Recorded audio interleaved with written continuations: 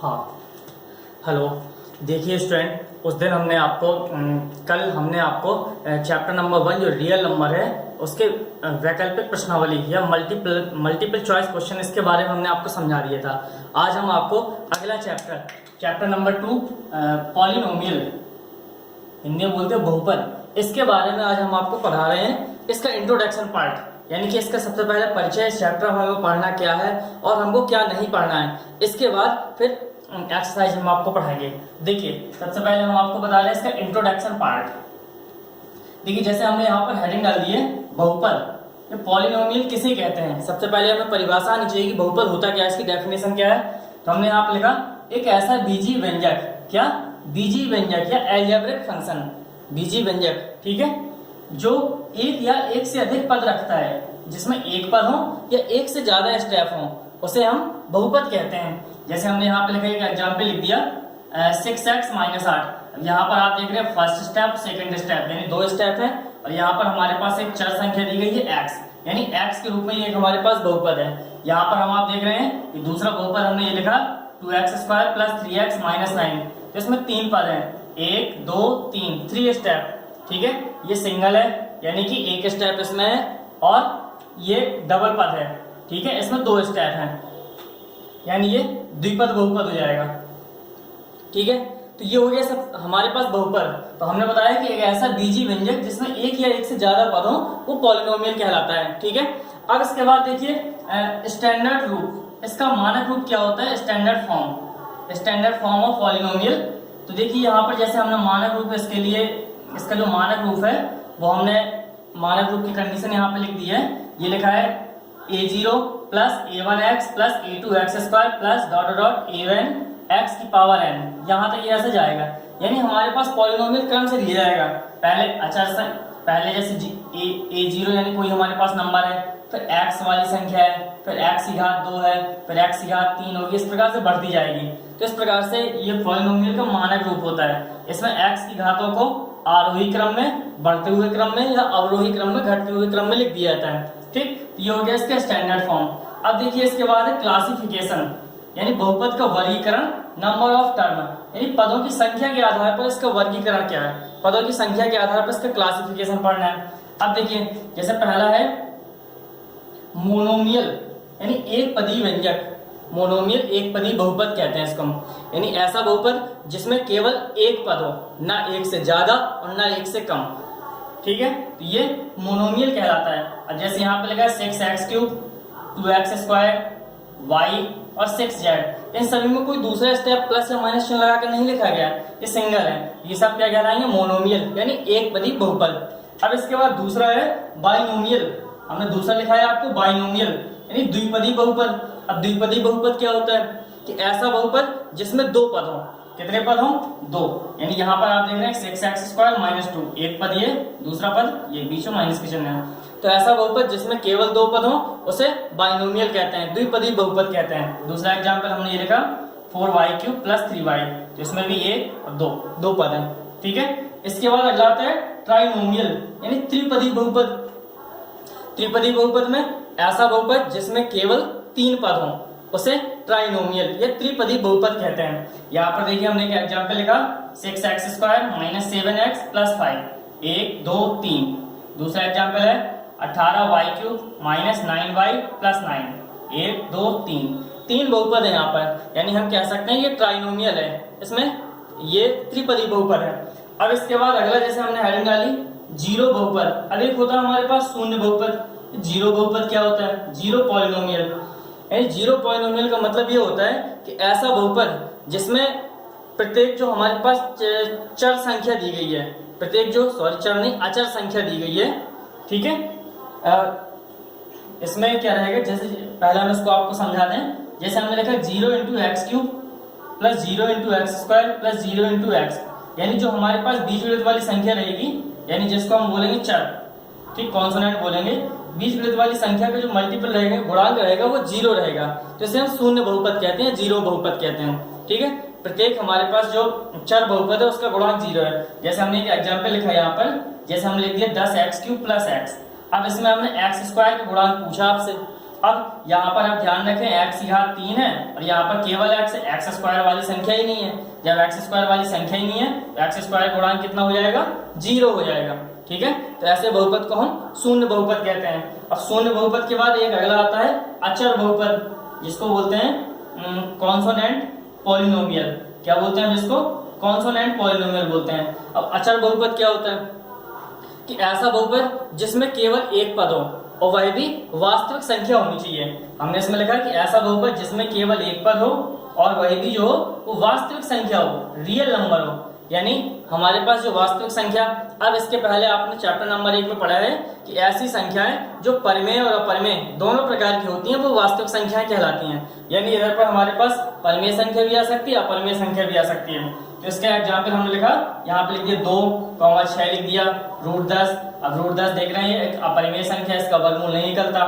ठीक है, 2√19 ये अपरिमेय संख्या है, -6 ये परिमेय संख्या है। तो अचर बहुपद में क्या होता है कि ऐसा बहुपद जिसमें केवल एक पद हो और वो भी रियल नंबर हो, यानी वो परिमेय भी हो सकता है अपरिमेय भी हो सकता है, तो ऐसा अचर बहुपद कहलाता है। ठीक है, अब देखिए, तो ये हो गया क्लासिफिकेशन ऑफ पॉलिनोमियल, पदों की संख्या के आधार पर। अब इसके बाद अगला जो स्टेप है, इसमें जैसे हम आपको पढ़ा रहे हैं डिग्री ऑफ पॉलिनोमियल, यानी बहुपद की घात। अब ये बहुपद की घात क्या होता है इसको बता रहे हैं। देखिए, तो जैसे इसमें हमने लिखा कि हमारे पास जो दिया गया बहुपद है उसमें दिए गए चर की हाईएस्ट पावर यानी अधिकतम घात उस बहुपद की घात कहलाती है। जो हमारे पास पॉलिनोमियल दिया जाएगा वो पॉलिनोमियल हमारे पास x के रूप में हो सकता है, y के रूप में हो सकता है, z के रूप में हो सकता है। तो उसकी जो हाईएस्ट घात है, मैक्सिमम पावर, ठीक है, वो पूरे बहुपद की घात कहलाती है।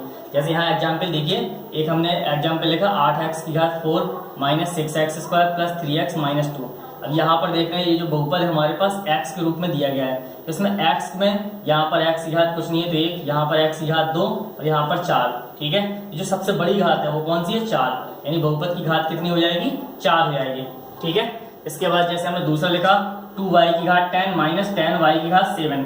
ठीक है, तो यहाँ पे जो बहुपद है वो हमारे पास y के रूप में दिया गया है, यहाँ पर 7 है, यहाँ पर 10 है, जो अधिकतम घात है वो कितनी है, 10 है, यानी बहुपद की घात कितनी हो जाएगी, 10 हो जाएगी। ठीक है, तो ये हो गया बहुपद की घात। अब इसके बाद देखिए, यहाँ पर हमने आपको पढ़ाया था classification of polynomial number of term, यानी पदों की संख्या के आधार पर। अब अगला क्लासिफिकेशन है यानी बहुपद का वर्गीकरण, classification of polynomial degree of term, यानी बहुपद की घात के आधार पर अब इसका वर्गीकरण पढ़ना है। ठीक है, घातों के आधार पर। जैसे फर्स्ट नंबर है लीनियर पॉलिनोमियल, रैखिक बहुपद। अब लीनियर पॉलिनोमियल क्या होता है ये देखिए, रैखिक बहुपद ये हमने लिखा, यानी ऐसा बहुपद जिसमें हमारे पास दिए गए चर की घात 1 हो। कितनी हो, 1, दिए गए चर की घात 1 हो, उसे हम रैखिक बहुपद कहते हैं। जैसे हमने यहाँ पे लिखा 5x - 3। अब यहाँ पर कुछ भी x के ऊपर कोई भी घात नहीं है तो कितनी मानी जाएगी, 1। दूसरा एग्जाम्पल दिया हमने 2y + 5, यहाँ पर y के ऊपर कोई भी घात नहीं है, 1 घात मानी जाएगी।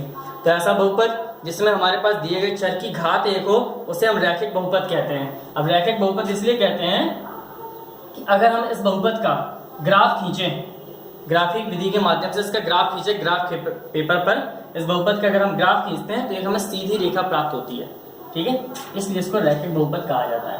ठीक है, तो ये हो गया, रैखिक बहुपद के लिए 2 चर होने चाहिए, एक होना चाहिए x, दूसरा होना चाहिए y, दोनों की घातें होनी चाहिए 1। ठीक है, अब देखिए रैखिक बहुपद हो गया। रैखिक बहुपद के बाद अगला आता है द्विघात बहुपद, जिसको हम बोलते हैं इंग्लिश में क्वाड्रिक ऑफ पॉलिनोमियल। ठीक है, द्विघात बहुपद। अब द्विघात बहुपद क्या होता है कि ऐसा बहुपद जिसमें दिए गए चर की घात 2 हो, यानी जो हमारे पास x के रूप में बहुपद है उसकी हाईएस्ट घात कितनी होनी चाहिए, 2 होनी चाहिए। इसका मानक रूप ये होता है, जैसे ये लिखा हमने ax² + bx + c, x की घात 2 है, फिर x है, फिर x गायब है, अचर पद है। ठीक है, तो ये हो गया द्विघात बहुपद का मानक रूप। जैसे हमने एग्जाम्पल लिख दिया 5x² - 9x + 3, दूसरा लिख दिया 10y² + 3y + 2, यहाँ पर y की घात 2 है, हाईएस्ट घात कितनी है, 2। तो ऐसा बहुपद जिसमें दिए गए चर की घात अधिकतम घात हाईएस्ट घात 2 हो उसे द्विघात बहुपद कहते हैं। अब इसके बाद देखिए अगला आता है क्यूबिक बहुपद, यानी क्यूबिक पॉलिनोमियल, त्रिघात बहुपद। यह है अगला त्रिघात बहुपद। अब त्रिघात बहुपद क्या होता है कि ऐसा बहुपद जिसमें हमारे पास दिए गए चर की घात, दिए गए चर की अधिकतम घात कितनी हो, 3 हो, अधिकतम घात 3 होनी चाहिए, तो वो त्रिघात बहुपद कहलाता है। अब त्रिघात बहुपद का मानक समीकरण हमने ये लिख दिया, मानक रूप ax³ plus bx² plus cx plus d, यानी घात 3, घात 2, घात 1 और x गायब अचर पद।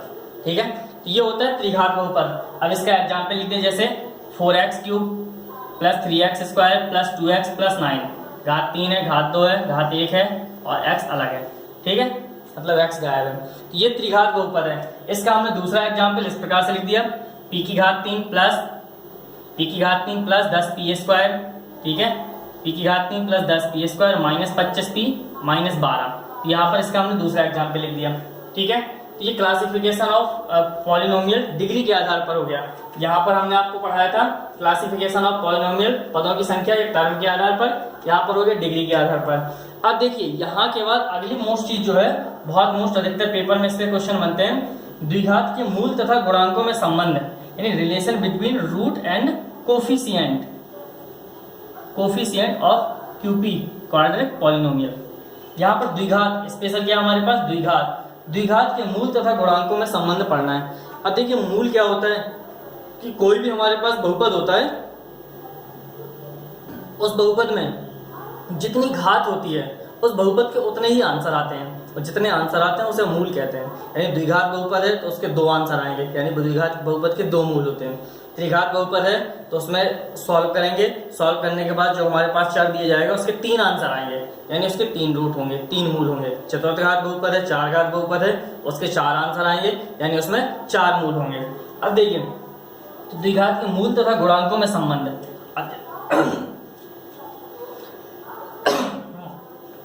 अब देखिए यहाँ पर जैसे हमने क्या किया, एक द्विघात बहुपद मान लिया, द्विघात बहुपद हमारे पास दिया गया ax² plus bx plus c। ठीक है, ये एक द्विघात बहुपद है। हमने मान लिया कि माना इसके मूल अल्फा और बीटा हैं, इसके मूल हमने क्या मान लिया, अल्फा और बीटा हैं। तब एक हमारे पास फॉर्मूला याद रखना पड़ेगा हमें, मूलों का योगफल यानी alpha plus beta. Alpha plus beta होता है माइनस का b/a, क्या होता है, अल्फा प्लस बीटा बराबर माइनस b/a। और दूसरा होता है मूलों का गुणनफल, यानी मूल हमने अल्फा और बीटा माने थे, अल्फा इंटू बीटा, ये हो जाएगा c/a। ठीक है, मूलों का योगफल अल्फा प्लस बीटा माइनस का b/a, मूलों का गुणनफल अल्फा इंटू बीटा c/a।